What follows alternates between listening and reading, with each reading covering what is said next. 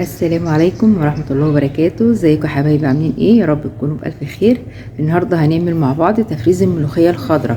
نلحق نفرزها قبل ما تمشي، واليومين دولت بتبقى حلوة. بصراحة انا مش خبيرة في الموضوع دوت، بس يعني بعرف ان الحاجة يعني بتبقى في بعد ما الصيف ما بيمشي كده الخضار كله بيبقى جميل. فنلحق نفرز حبة ملوخية كده لشهر رمضان ان شاء الله. كل سنه وانتم طيبين، خلاص رمضان قرب، فنلحق نفرز اي حاجه كده عشان خاطر تبقى مسهله علينا الوقت في رمضان، وقت الصيام وكده. وطبعا اللي بتشتغل واللي تبقى يعني وقتها مش متاح ان هي تعمل كل حاجه. وكمان بدل ما نشتريها من بره، لا تبقى موجوده عندنا واحنا عارفينها مخزنينها ازاي وغاسلينها ازاي. انا معايا هنا حوالي كيلو ملوخيه تقريبا. بصراحة انا مش عارفة هو قد ايه، لاني انا قلت لوالدتي ووالدتي هي اللي جابت لي ايه الملوخية، عشان هي اللي بتبقى عارفة في الحاجة بصراحة. يعني هي اشطر مني. فخليتها قرطفتها لي كده. وبصوا يا بنات، لما تيجوا تقرطفوها قرطفوها من العنقود كده بتاعها كده، بتبقى من هنا كده، ما تطلعهاش ورقة ورقة. خلاص ما تطلعهاش ورق كده، عشان انا بصراحه لحقت يعني والدتي في الاخر قلت لها لا قطعوها لي، قطعوها لي من يعني من البرعم بتاعها دوت. بس وبعد كده بجيبها وبغسلها كويس قوي، باخد حبه حبه او في حاجه كبيره هملاها ميه واغسل كويس قوي، وتبقى في الطبق اللي انا بغسل فيه. وما كبش الطبق يا بنات، معلش انا هطول عليكم في الحته ديت، بس معلش سامحوني. يعني تجيبوا الطبق تبقوا مالينه ميه او الحاجه اللي انتوا بتغسلوا فيها، وتمسكوا كده من الميه وتطلعوا في مصفى، عشان خاطر الرمله بتبقى مركزه تحت. فلازم تخلي بالكم تغسلوها كذا مره، 5 مرات 6 مرات 7 مرات على قد ما تقدروا، لما تلاقوا الميه بتاعتها بقت بيضه خالص. خلاص كده. انا حبيت اقول لكم بس على طريقه الغسيل للبنات الصغيره، للبنات الصغيره اللي زي بناتي، ان بدل ما يغسلوها ويحطوها كده ويصفوها، يعني يحطوها في الطبق ويصفوا الميه، لا يا بنات برضو هتفضل الرمله مركزه فيها، ومش هتيجي تاكلوها بعد كده وانتوا بعد ما تطبخ تيجي تاكلوها تلاقوا الرمله تحت اسنانكم. حبيت اقول لكم بس على الملحوظه ديت. خلاص كده. انا طبعا الملوخيه لسه غسلاها، هحطها في فوطه. طبعا انا فرشه ملايه كده تحتيها نظيفه، والفوطه نظيفه خالص يا بنات. وتخلي بالكم اوعوا الفوطه تكون ريحتها اي مسحوق، اوعوا الفوطه تكون ريحتها اي مسحوق، علشان خاطر معلش يا بنات اضطريت ان انا افصل التليفون علشان خاطر الاقامه بتاعت الظهر. بصوا بقى. هكمل لكم. طبعا هجيب الملوخيه واحطها كده على فوطه، وبقول لكم اوعي الفوطه تكون فيها اي ريحه من مسحوق ولا اي حاجه. خلاص يا بنات. هحطها كده في الفوطه وهنشفها في الفوطه. الملوخيه ما تخلوهاش مصفيه قوي، ما تخلوش الملوخيه مصفيه قوي. خلاص يبقى فيها كده الميه بتاعتها. وطبعا لو في بقى اي ورقه كده صفرة مش عاجبانا نحوشها، اي ورقه دبلانه كده نحوشها. خلاص. طبعا ممكن تيجي حاجه كده غصب عننا فنروح هيشن. تمام يا بنات. وهلف الفوطه كده، هلف الفوطه كده اهوت كده، واعملها كده. خلاص هعمل كده، وبعد كده هحط في الصينيه واخرطها. خلاص هحط في الصينيه واخرطها. بعد ما اخرطها هوريكم علشان خاطر ما اطولش عليكم. طبعا بالمخرطه يا بنات، المخرطه معايا والمعلقه معايا. المعلقه دي عشان ايه؟ عشان الملوخيه اللي تلزق في المخرطه اروح منزلاها كده، وعشان ما تبقاش خشنه من هنا والناعمه تبقى فيها خشنه وناعمه، لا كله يبقى زي بعضه. خلاص يا بنات هخرطها وارجع لكم. بصوا بقى يا حبايبي، انا دلوقتي ايه خرطت الملوخيه اهي. خلاص. طبعا انا خرطت بس نصها، والنص التاني لسه ما خرطتوش اهو، لسه ما خرطتوش. طبعا انا دلوقتي خرطتها. بسم الله الرحمن الرحيم.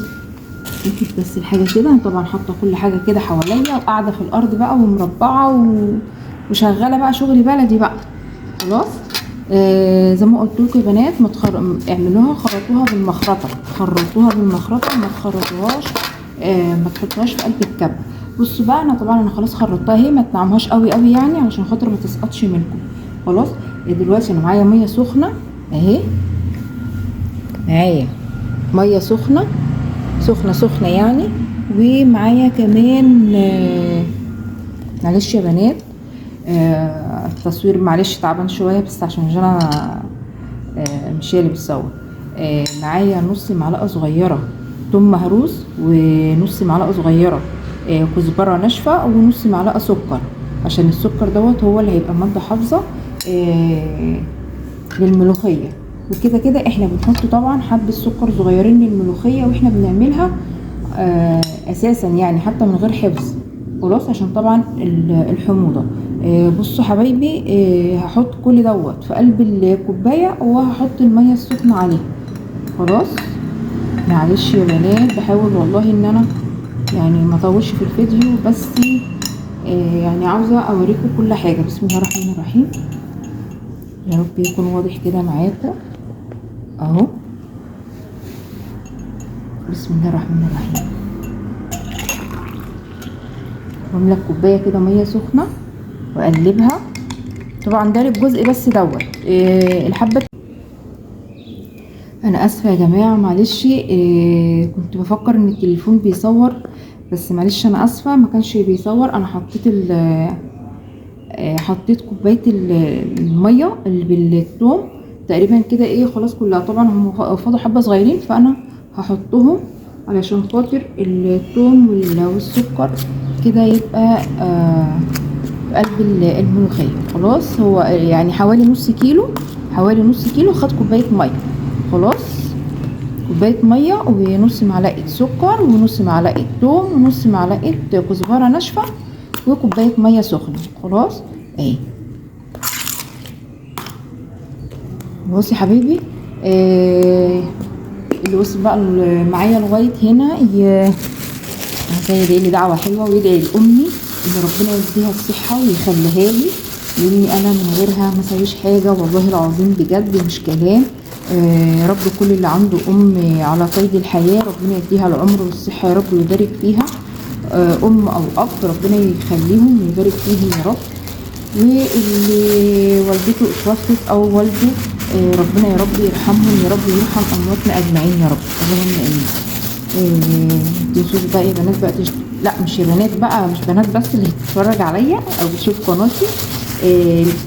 يا جماعه كل اللي وصل معايا لغايه هنا من الفيديو يدوس بقى اشتراك ولايك حلو وكومنت حلو منه كده عشان خاطر اكبر بيكم وابقى يعني اقدر اقدم لكم كل حاجه كويسه وسهله وبسيطه وحلوه كمان، مش سهله وبس لا سهله وحلوه ان شاء رب العالمين.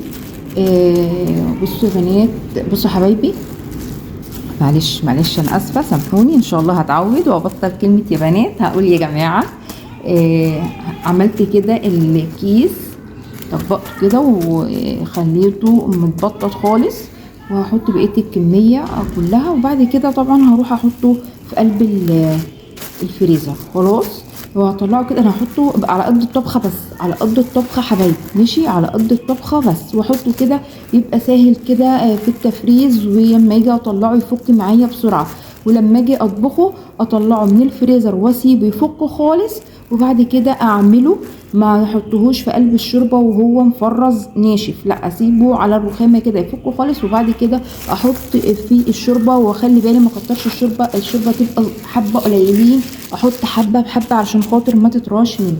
خلاص يا حبايبي ده الفيديو بتاعي النهارده، واتمنى ان انا ما اكونش طولت عليكم، ويا رب يكون الفيديو خفيف وتكونوا حبيتوه، ويا رب اكون ضيفه خفيفه عليكم. لو حبيتوا بقى المحتوى بتاعي يا ريت تشتركوا في القناه وما تحرمونيش من كومنت حلو وتشجيع منكم، وتدوسوا لايك وتفعلوا زر الجرس عشان يوصلكم كل جديد مني. اقول لكم السلام عليكم ورحمه الله وبركاته. كانت معاكم هدى عبد الحكيم.